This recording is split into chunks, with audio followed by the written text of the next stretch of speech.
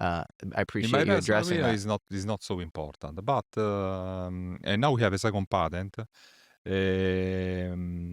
But the crucial point here is the technology, and the technology is made by hardware and software. Yeah. I- It's funny. It's like, I don't know why would you go out and make a YouTube video and just in this shrill way start like, yelling at you instead of just be like, "Hey, Filippo, like my name's Flint." Like, like why did you let your patents expire? Because that answer, you have a reasonable response there. So I don't know. It's interesting. But Yeah. Jeffrey, I think you should continue with your kind of first principles questioning Well, I the think method. this is why this Yeah. conversation is working because like we're friends, like we've met before and we've spent personal time together. The important thing for me, as I've shown in this presentation, is that if we do have novel structures, it's critical that they can be interpreted into a functional hypothesis.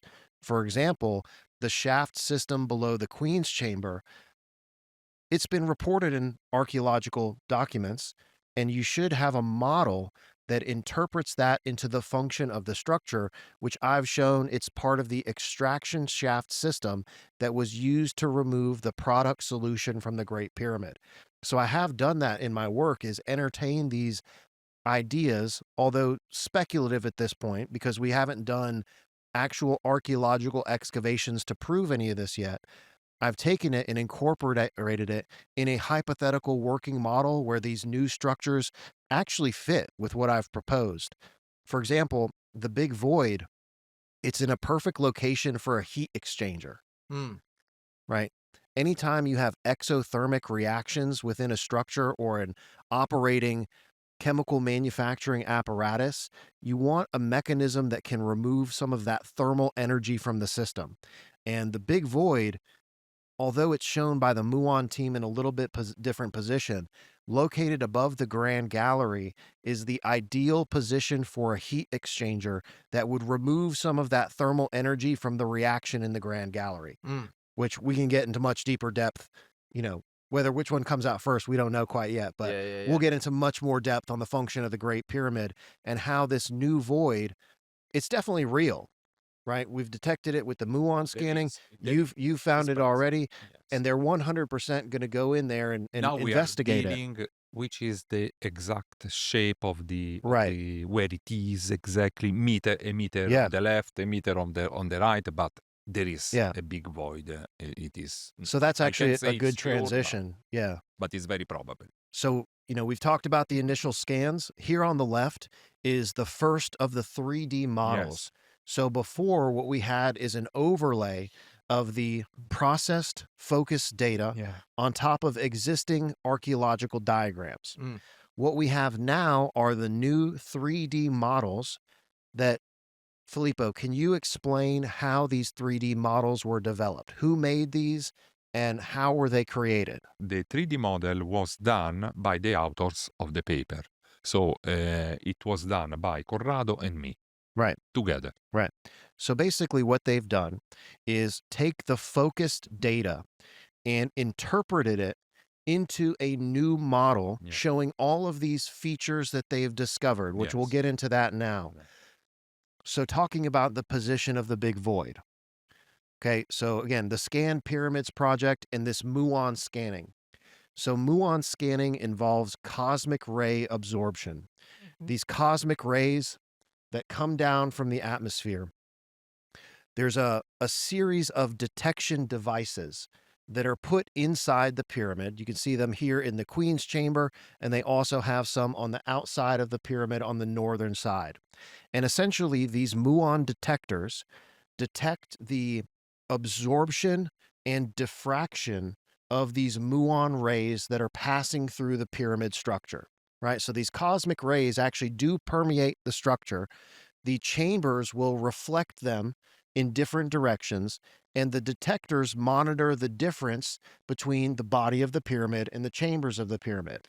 Which, by the way, I will say it's an energy matter conversion that's going on there too. And so it's similar, for the people who Very are like, simple. you can't derive matter through like, energetic means, like, it's sort of, Yeah, somewhat analogous technique. so in this instance, they're just using natural energetic electromagnetic energy that's coming from the atmosphere. Muons, yeah, That's not cosmic rays. electromagnetic, cosmic rays, Right. not electromagnetic. Okay. So can you clarify the But it's the difference? same. It's the same. The principle is the The same. right. Is a cosmic ray not electromagnetic? No, no, no. Electromagnetics are photons, light. Yeah. Cosmic rays are particles Like that ne- are very small that penetrates matter. like I think I associate cosmic rays with neutrons. Is that roughly And the neutron is very or big. cosmic It's radiation? very big. It's Okay. very big. Neutron is like a bullet that Yeah. it's very big, and it is the principle So of what particles would you associate with cosmic rays? Neutrone Mm. is a big bullet, Mm. big one. Mm. That is the principal actor of the fission in nuclear energy production reaction. Okay, because the neutron goes to another atom that splits the atom of uranium. It splits and generates other three neutrons that goes to split other atoms, and so the chain reaction is activated after a so-called critical mass, okay, of uranium 235 that has been enriched at least from 25% up to 90%. It depends on the application. In the civilian application, so in civilian, so power plants, atomic power plants, not nuclear, atomic power plants are 20, 25, 28% of enrichment. No, maybe less, 15% enrichment. I don't remember exactly the number. And then you can go also in 90% for other kind of application. Muons are smaller, so they penetrate the huge mass of the pyramid. But while they are traveling along a line of sight, when they find a void, the law of Refraction, yeah. they can change slightly the orientation of the path, like that, tack. And so the detectors will detect a history of these muons while are traveling the pyramid. The good thing is that muons are free because they are the cosmic ray, and it is like a transmission that is parallel because they come from very far, and so they are parallel. It's a parallel transmission. So it is like a plane wave in the electromagnetics. In the term of signal processing, I can do it blind, though that signal processing is a very basic signal processing that they use. On the detectors are detecting the muons, and so you have a history of integration, because I think that they has to be there months. Yeah, it sits there So for a you long have time. Yes, an correct. integration of months. The difference between muons and my technique is it's not so different, because you have to focus the raw data there. You have to do an FFT in order to retrieve the tomographic slice that belongs between. The tomographic line is due by the detectors that are in the chamber, and what you see is a vertical curtain that starts from the detector to the end of the pyramid. That's your tomography. Only there. Yeah. And in 6 months, I don't know how many tomographic slice you can retrieve. It depends on the detector width that you have inside the chamber. Yeah. So this muon technology is the accepted and utilized archaeological procedure for detecting these internal chambers. And as you can see here, they had these muon scanning devices and the detectors set up in the Queen's chamber, and they were investigating the presence of this big void. And you can see here a big, so again, to clarify the difference, the muons actually do penetrate the body of the structure, Mhm. and the detectors are measuring the difference in the reflection and the absorption of the rays as they pass through the various chambers. And they only show, so they don't show, like Filippo's work does, a two-dimensional slice. So it doesn't have the same tomographic line capability. The raw data that they show in this paper is only a top-down view because that's the way the detectors are looking, right? So they're Yes. looking up But and because they taking. don't know how to do it.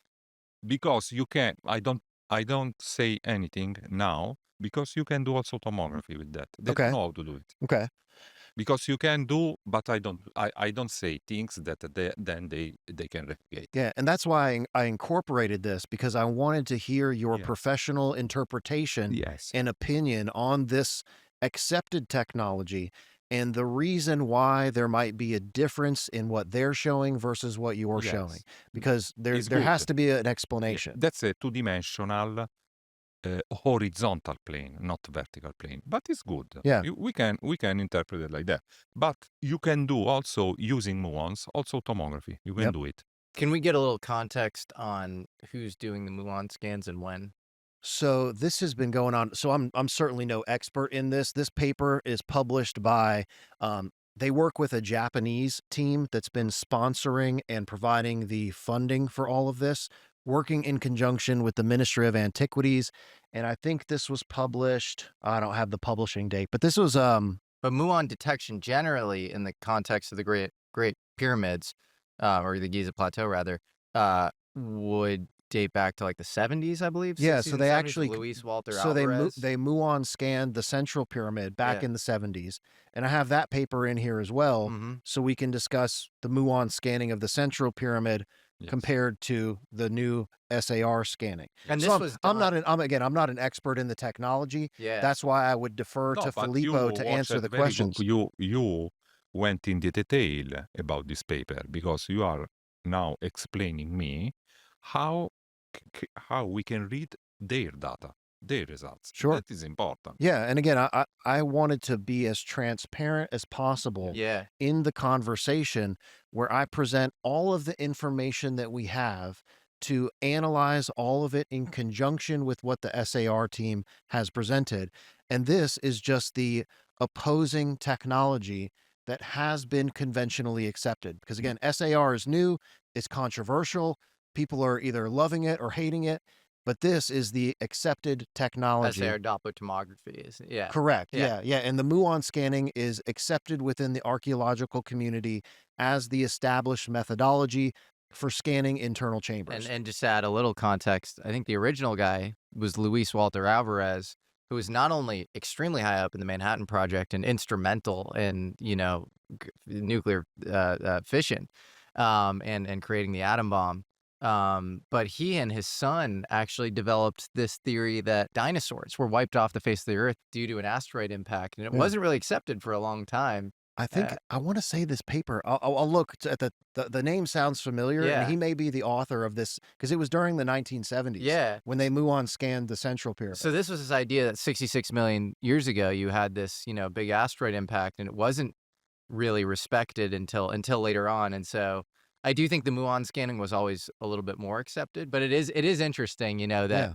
things Yeah. start stigmatized and then they often Yeah, and become so This this- yeah. technique you can't separate, and this is important that I have to do. It's good. I love this technique, but you can't separate vertical layers. So you are watching here the sum of all the vertical layers composing the pyramid. the layers, yeah, vertical No, layers. Yes. vertically, no, sorry, horizontal layer. Vertically, Right, yeah. the vertically sum Yep. of all the horizontal layers that the sensitivity, probably a cone sensitivity Yes. of the detectors are watching. Correct. And they also mention this in the other paper. The cone of detection is mentioned in the paper regarding the Central Pyramid scan. So what we're looking at here is, again, it's the focused, processed data Yeah. of the muon detection process. Yes. And what we have here at A, They can detect a pseudo vertical sensitivity by using